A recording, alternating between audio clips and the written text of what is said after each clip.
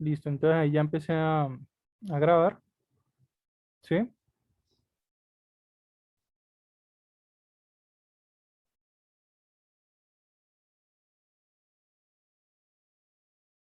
¿Qué me iba a decir Lorena?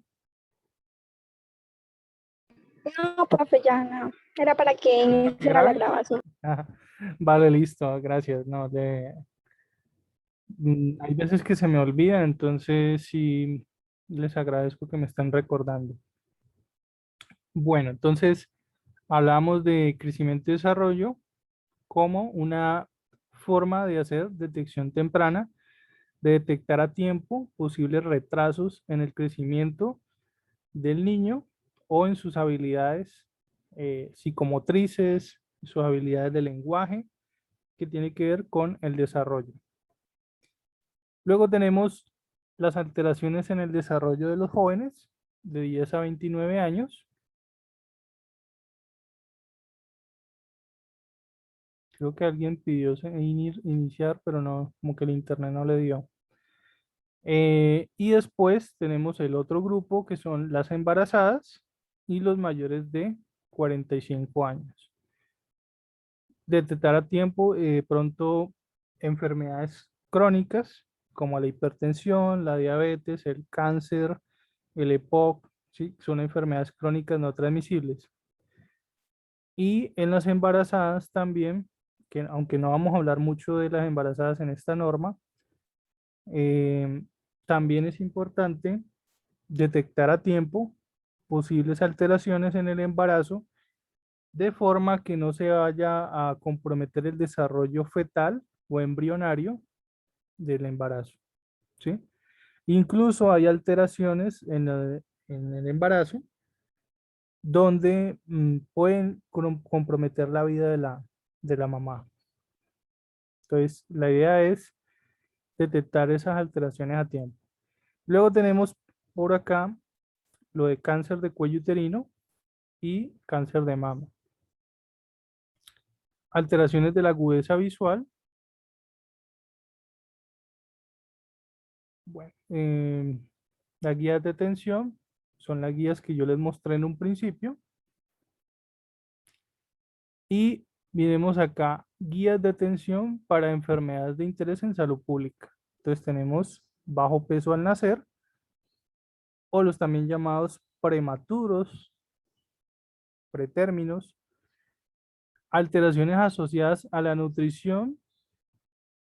Entonces aquí ya empezaron a hablar de desnutrición proteico-calórica. ¿Se acuerdan que vimos dos tipos, no? Marasmo y cuasiorcor, e incluso una forma mixta de las dos. Y la obesidad, que sería el lado opuesto, ¿no? El sobrepeso. Tenemos acá infecciones respiratorias agudas, sobre todo en los menores de 5 años. Y este tipo de enfermedades que tienen una mnemotecnia que se llama alta son la otitis media, la faringitis estreptocócica, es decir, es causada por una bacteria de tipo Streptococcus, y la laringotraqueitis. O sea, este grupito de acá tiene que ver con estas enfermedades respiratorias en niños menores de 5 años. Y de las vías respiratorias bajas, bronconeumonía, bronquiolitis y neumonía. Entonces, estas están más relacionadas con las vías superiores altas y estas con las vías superiores bajas. Vías superiores bajas, pues ya sabemos que son los bronquios, los bronquiolos y los alvéolos pulmonares. Y vía respiratoria alta, sabemos que son la nariz, la boca, ¿cierto? Las amígdalas, la tráquea, esa es la vía respiratoria alta, ¿sí? Entonces, ¿por qué está la otitis media si otitis es inflamación del oído? Porque hay enfermedades respiratorias donde se inflama el oído, ¿sí? Hay una cierta conexión entre el oído y la vía respiratoria, Entonces, cuando hay infecciones, inflamaciones en la garganta, se inflaman generalmente las amígdalas, el paladar, ¿cierto? Y a veces esa inflamación llega hasta el oído. Entonces, por eso se habla de otitis media. Y ya faringitis, pues sería inflamación de la faringe, ¿sí? Recordemos que la faringe, hay una porción de la faringe que está unida a la laringe, ¿sí? Que es la laringofaringe. Entonces, hace parte de las vías respiratorias altas. Y acá está la laringotraqueitis. Entonces, ya es una inflamación de la laringe o de la tráquea.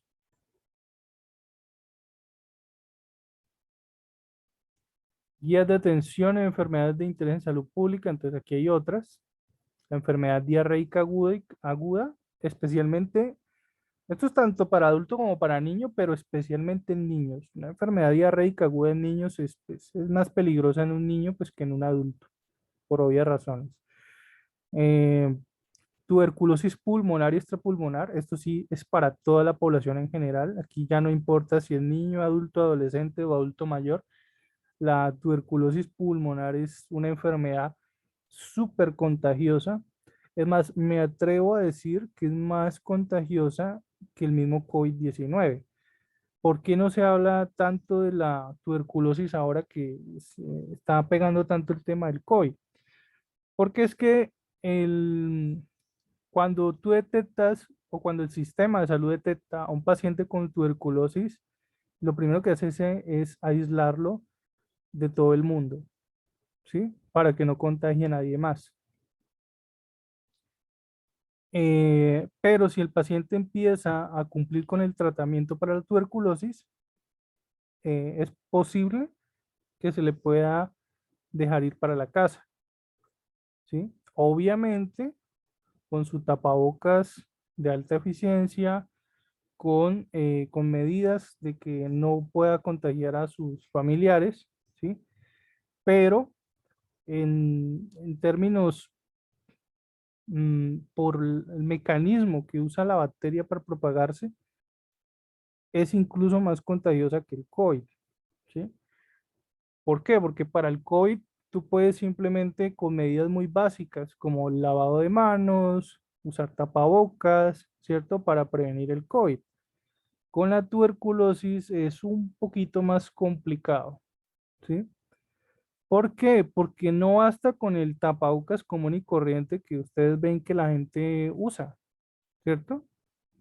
Se necesita de un tapabocas de alta eficiencia. No sirven los tapabocas comunes y ordinarios, ¿ya?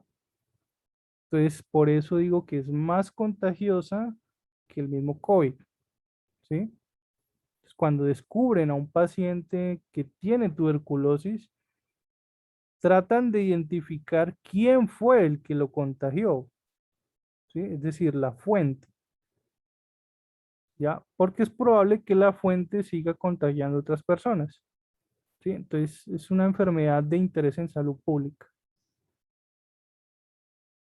Obviamente, el COVID ya técnicamente ya es una enfermedad de interés en salud pública también. Lo que pasa es que esta presentación que les estoy mostrando se hizo antes de que se volviera una pandemia el COVID, ¿sí? Pero si tuviera que hablar de COVID, sí, estaría en este grupo, en este mismo grupo de enfermedades. Estaría el COVID-19 ya, ¿sí? Porque ya el COVID-19 es una enfermedad de interés en salud pública. Bueno, entonces, pero sí, la diferencia, para que se hagan una idea, es que se comportan muy parecidos en cuanto a qué tan contagioso es el COVID. Sí, es muy contagioso y se parece un poco a la tuberculosis en ese aspecto, pero hay una diferencia importante y es que es más fácil tratar la tuberculosis que el COVID. ¿Por qué? A pesar de que la tuberculosis es más peligrosa y más contagiosa, porque es más fácil tratar que el COVID por el ente, ¿sí? El ente o el patógeno que produce la enfermedad, ¿sí? El COVID es un virus. Si ustedes se acuerdan de la primera clase que vimos, la primera clase, que esa no se grabó de hecho, la primera clase que yo les di a ustedes, yo les hablé cuáles eran los tipos de microorganismos que existían, ¿cierto? Y les hablé que era un virus, que era una bacteria, que era un hongo, que era un parásito, ¿cierto? Esos son los principales microorganismos que nos atacan. Y dentro de los parásitos, pues obviamente los protozoarios, ¿ya? Los parásitos los podemos dividir en gusanos intestinales y en protozoarios. Entonces, sí, realmente son 5 tipos de patógenos los que nos atacan. Virus, bacterias, hongos, parásitos intestinales y parásitos de tipo protozoario, microscópicos. Em, entonces, ¿quién es el que causa la tuberculosis? Una bacteria.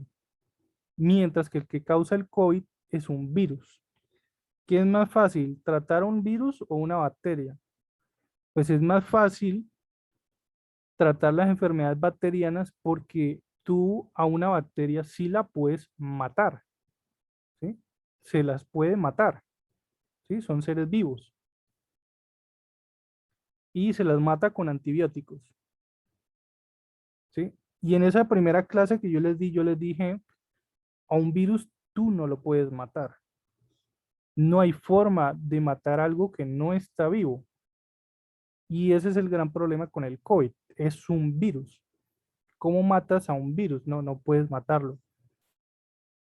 Porque una bacteria sí come, una bacteria respira, un virus no. Un virus no come, un virus no respira, ¿cierto? Entonces, ¿cómo atacas algo que es solo información genética y una secuencia de proteínas? Eso es un virus. Una formación genética, ya sea ADN o ARN, y está encapsulado ese ADN o ese ARN por unas proteínas, ¿sí? Eso es un virus.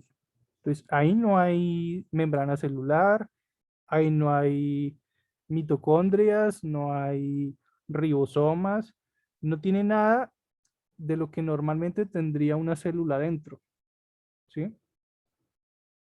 Las células tienen adentro aparato de Golgi, mitocondria, ribosomas, retículo endoplasmático, un núcleo, cromosomas, bueno, etcétera, etcétera. Tiene toda una fábrica, ¿sí? Una célula tiene todo eso. Los virus no, ¿sí?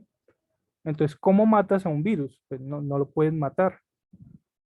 Y ese es el por qué, a pesar de que la tuberculosis es una enfermedad más contagiosa, más peligrosa, eh, se podría tratar mucho más fácil que un COVID-19.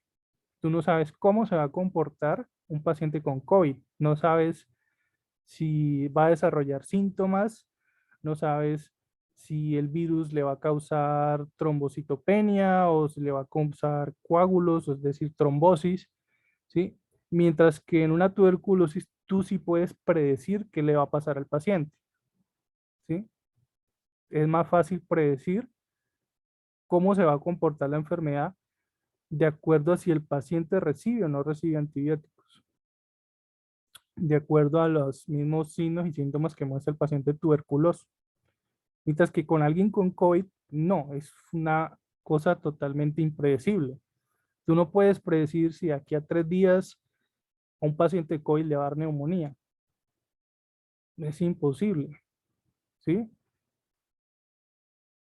Por eso, eh, a pesar de que la tuberculosis fue una enfermedad muy temida en la antigüedad, hoy en día hay tantas formas de tratarla que ya prácticamente palidece frente a lo impredecible que es el COVID, ¿sí? Entonces, es por esa forma de que no se puede predecir qué le va a pasar a un paciente con COVID, lo que lo hace eh, peligroso en cierta forma, ¿sí? Bueno, luego está la meningitis. Como el nombre lo dice, Recuerden que todo lo que termina en itis es inflamación de las meningias. Y este es el ente, un meningococo, ¿sí? Entonces, meningitis meningocócica. ¿Qué es entonces una meningitis? Es una inflamación de las meningias, a veces se puede ir hacia el cerebro, entonces sería una encefalitis. Incluso hay una mezcla de las dos, es decir, tanto de la meningia, de la columna vertebral y el cerebro. Entonces, cuando se presenta así las dos, se llama meningoencefalitis. ¿Sí? ¿Y por qué es tan importante una inflamación de las capas de la médula espinal o del cerebro? Porque generalmente son mortales. Si una persona que le dé meningitis, pues fácilmente se puede morir. ¿Sí? Eh, hay muchos entes, hay muchos, digamos, microorganismos que pueden causar una meningitis, ¿sí? Pero digamos que aquí en territorio colombiano, el principal ente es este, el meningococo, ¿sí? Que hay vacunas y creo que hay una vacuna para el meningococo. Voy a volver a revisar, estoy casi seguro que hay una vacuna específica para el meningococo. Em, Sin embargo, en otros países, por ejemplo, si te vas a Australia, allá en Australia, y esto lo pueden corroborar, pueden buscarlo en YouTube, en Australia hay unos lagos donde nadie se puede meter a nadar, porque en estos lagos hay unos protozoarios tan bravos, tan feroces, que la persona que beba agua de ese lago le va a dar una meningitis y se puede morir en cuestión de días, ¿sí? Entonces, eso es una demostración de que una meningitis es muy peligrosa. Entonces, si hay un foco, una fuente, por ejemplo, allá en Australia, el foco, la fuente sería el lago. Si hay un foco, una fuente que está produciendo meningitis, ese foco, esa fuente tiene que ser intervenido inmediatamente. Pues obviamente los australianos, ¿qué hicieron? Cerraron el lago, pusieron una reja enorme para que nadie entre y pusieron letreros en todas partes diciendo, ojo, eh, peligro de meningitis, la persona que se meta a nadar a este lago, ¿sí? Porque hay unos protozoarios que, aunque tú tomes el agua, el protozoario llega a tu cerebro y te puede matar, ¿sí? Entonces, aquí no existen esos lagos, aquí no existen ese tipo de protozoarios, vuelvo y lo digo, eso es allá, en ese país, pero sí existe este ente, el meningococo, ¿sí? Entonces, si acá se encontrara una fuente o un foco de meningococo, pues esa fuente, ese foco tiene que ser intervenido, ¿sí? Hace un tiempo había salido una noticia de un bar, creo que fue en Bogotá, de unas personas, dos muchachos y una chica. Lo curioso es que los dos muchachos y la chica no se conocían, es decir, eran clientes independientes, en diferente horario, en diferente momento, pero tomaron unas cervezas y creo que se murieron los tres. No sé no sé si la chica sobrevivió, pero sí recuerdo que los dos tipos se habían muerto. Eh, y fue por una meningitis. O sea, al principio se sospechaba que las cervezas que habían tomado era alcohol adulterado, ¿no? El alcohol que no es apto para el consumo humano, ¿sí? Se sospechaba que era eso, que era que habían tomado alcohol adulterado. Una persona que toma alcohol adulterado puede quedar ciega, ¿no? Entonces se sospechaba que era eso, ¿sí? Que era alcohol adulterado y iban a cerrar el bar, ¿sí? Porque es un bar que venda alcohol adulterado es motivo para que venga Secretaría de Salud Pública y cierre el bar, ¿sí? O el mismo INVIMA puede venir también a cerrar un establecimiento. Entonces, es motivo para que cierren un bar si venden alcohol adulterado.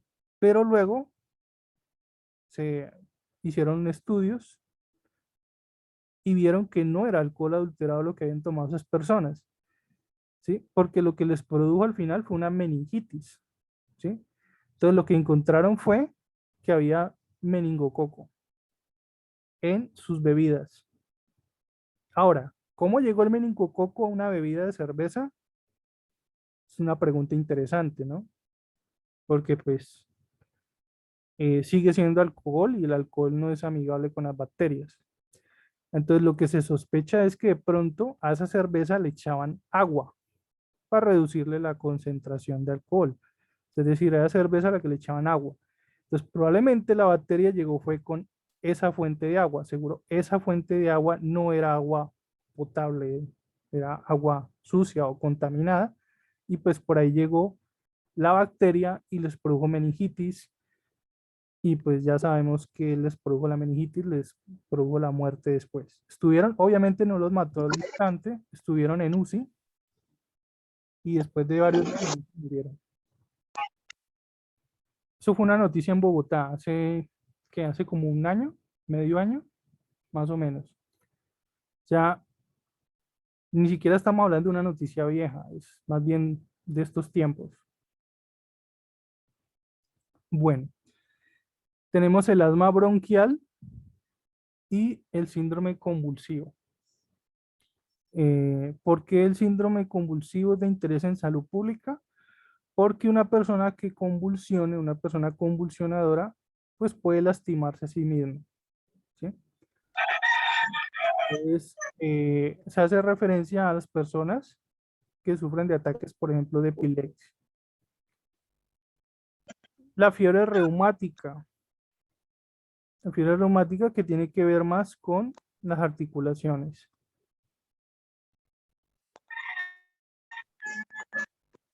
Luego tenemos acá, Te asustaste. se está riendo. ¿Qué me necesitas? Necesito que vas al baño. Bueno, luego tenemos lo que es las enfermedades de la visión. Entonces, visión en refracción, el estrabismo y la catarata. Enfermedades de transmisión sexual, como infecciones gonocócicas, es- para que ustedes sepan, es la bacteria que causa la enfermedad de la gonorrea, la sífilis y el VIH-Sida. La hipertensión arterial, las hemorragias asociadas al embarazo, la hipertensión arterial del embarazo y los niños y las mujeres víctimas de abuso físico o de maltrato intrafamiliar. Eso también hace parte de interés en salud pública.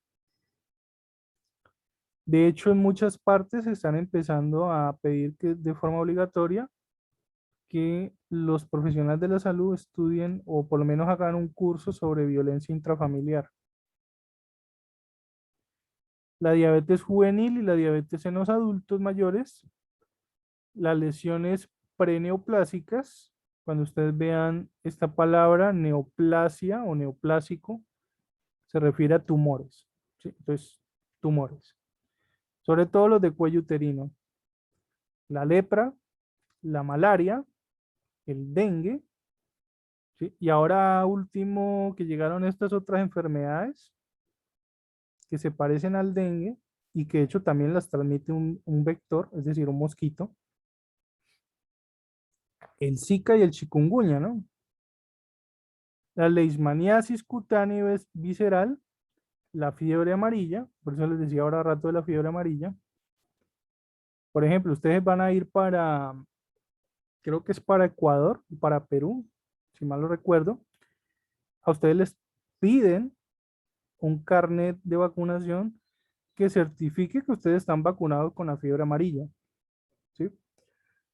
Les digo esto porque mucho conspiranoico con este tema del COVID-19 y de las vacunas del COVID-19 han empezado a decir un montón de falacias diciendo que eso, que donde se había visto, que en los aeropuertos, le pidieran a uno un carnet de vacunación para poder ir a ese país.